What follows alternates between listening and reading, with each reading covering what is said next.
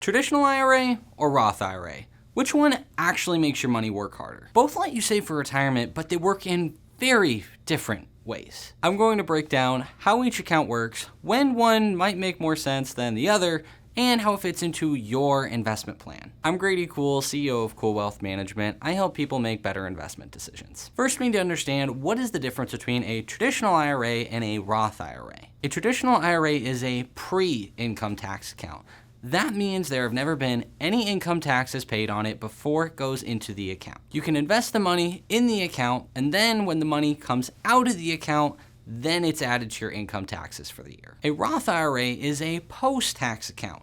This means you have already paid income taxes on it. The best part about a Roth IRA is any money you put in comes out tax-free. Didn't we already pay taxes? Yes, but most investments not in a retirement account have to pay additional taxes. Interest or dividends from investments are added to your income for the year. When you sell an investment that has grown in value, you have to pay a special tax called capital gains. Capital gains are usually smaller than overall income taxes, but if you want to maximize your returns, you need to minimize your taxes for the year with all of it. Let's talk about when to use a traditional IRA. Most people don't put money directly into a traditional IRA. Normally, people put money into an employer-sponsored plan they get through work.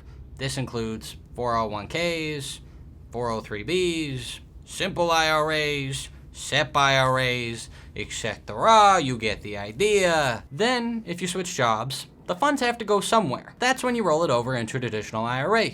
No taxes paid. Let's go! Now for a Roth IRA. This is where people typically put their money outside of work if they can. There are two considerations for being able to put money into a Roth IRA. In 2025, you can only contribute $7,000 per year into a Roth IRA or $8,000 if you're 50 or older. As well, you cannot contribute the maximum to a Roth IRA if you are single and make $150,000 per year or $236,000 for married folks. There is a phase out based on income of $165,000 or $246,000 correspondingly. Generally, people will put as much money as they can into a Roth IRA before hitting the max or no longer being eligible. Hey, you're making too much money. Get out of here! Now we need to talk about the most important question. Where do these two accounts fit into your investment portfolio? When it comes to investment strategy, I want you to think of all pre-tax accounts as functionally the same.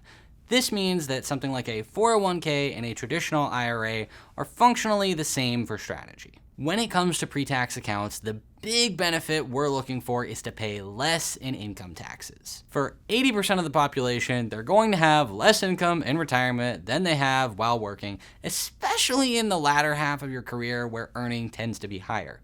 Thus, lower income tax bracket. That's why putting money into a traditional IRA generally makes you pay less taxes throughout your life. There's a couple of problems with this. For one, if you do too well, you might still be in a very high income tax bracket even in retirement. The other thing is tax brackets change over time. Politics shift and adjust. When we see big tax cuts or tax spikes, we have to try and plan around them. Putting money into a pre-tax account is a little bit of a calculated risk. It's generally still a preferred option because you don't have to pay income taxes or capital gains while the money's in there.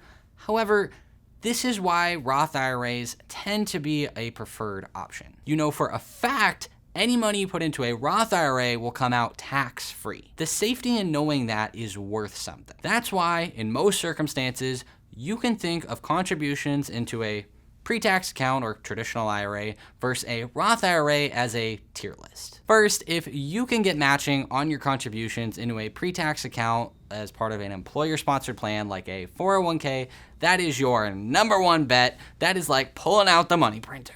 Next would be Roth contributions. There's less tax risk and generally more benefit. If you've maxed out those two options, then a normal contribution into a pre-tax account like a 401k or traditional IRA is generally your next best bet. Then at the bottom, we have normal investment accounts you can access anytime. If you have a complicated tax situation or some glorious, magnificent opportunity, take some personal consideration, but otherwise, don't overcomplicate this stuff, man. Both a traditional IRA and a Roth IRA have a place in your portfolio, but it depends on how much you make and what you think the rest of your life is going to look like. If you have questions, please comment them down below. If you would like to work with me, feel free to schedule a free 15-minute call as a part of a free customized investment proposal down in the description below. Other than that, I hope you guys enjoyed, and I will see you in the next one.